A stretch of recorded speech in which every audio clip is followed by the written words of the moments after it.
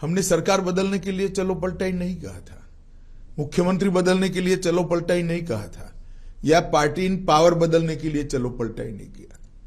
हमने चलो पलटाई का नारा त्रिपुरा की स्थिति बदलने के लिए दिया था और आज हमने स्थिति को बदला है। जैसे मैं आपको बताता हूं,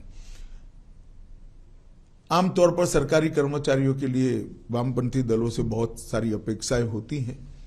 यहां पर कई सालों से वामपंथी दल सरकार में था, 5वां पे कमीशन इनको तनख्वाह में दिया जाता था। हमने आने के बाद 7वें पे कमीशन को देने का काम किया और बजट भी अच्छे करे हैं, फिस्कल डेफिसिट बढ़ाए बगैर, तो रेवेन्यू जनरेट हुई।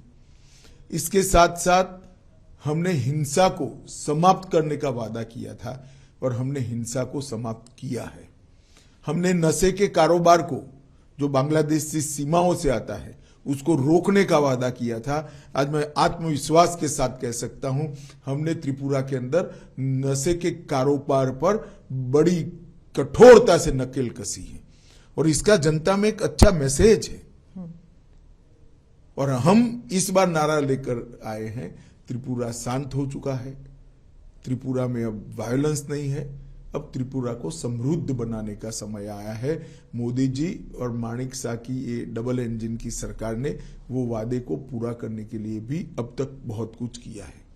पहले विप्लव देव जी ने किया, अब माणिक शाह जी कर रहे हैं और मोदी जी का जो केंद्र से गरीब कल्याण का थ्रस्ट है वो गांव तक परकोलेट हुआ है। माणिक जी और विप्लव जी को आपने जो चेंज किया, उससे एक इमेज भी जाता है कि कंट्रोल सब दिल्ली से होता है।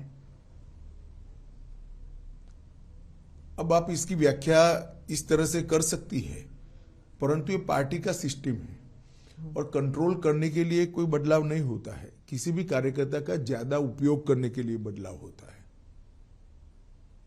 तो कभी ना कभी कोई राज्य से सेंटर में आता ही है। आज हमने विप्लव देव जी को राज्यसभा का मेंबर बनाया है, हरियाणा जैसे महत्वपूर्ण राज्य का प्रभारी बनाया है जो दिल्ली के मुहाने पर है, और इसके साथ साथ राष्ट्रीय मंत्री भी बनाया है। तो वो केंद्र की राजनीति में अपना अच्छे से योगदान दे रहे हैं, त्रिपुरा की राजनीति में भी माणिक शाह जी के साथ रहकर उनको सहायता कर रहे हैं जी। तो इसको कोई इस प्रकार के दृष्टिकोण से देखने की जरूरत नहीं है।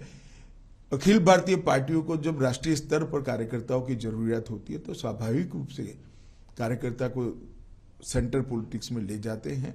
मैं मानता हूं ये प्रमोशन है, इसको और कोई दृष्टि से नहीं देखना जी।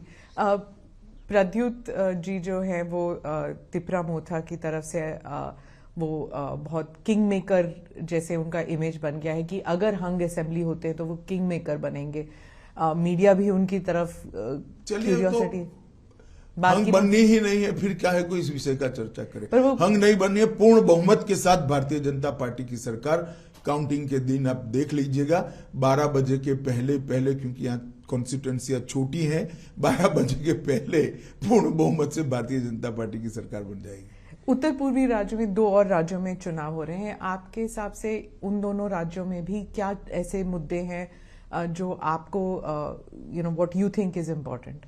देखिए, समग्र उत्तर पूर्व के अंदर नरेंद्र मोदी जी के प्रधानमंत्री बनने के बाद हमने उत्तर पूर्व को बदलने के लिए बहुत कुछ किया है। सबसे पहले उत्तर पूर्व के अंदर आज शांति है। कई सारे उग्रवादी संगठन थे, कई सारे उग्रवादी संगठनों के साथ हमने समझौता किया है।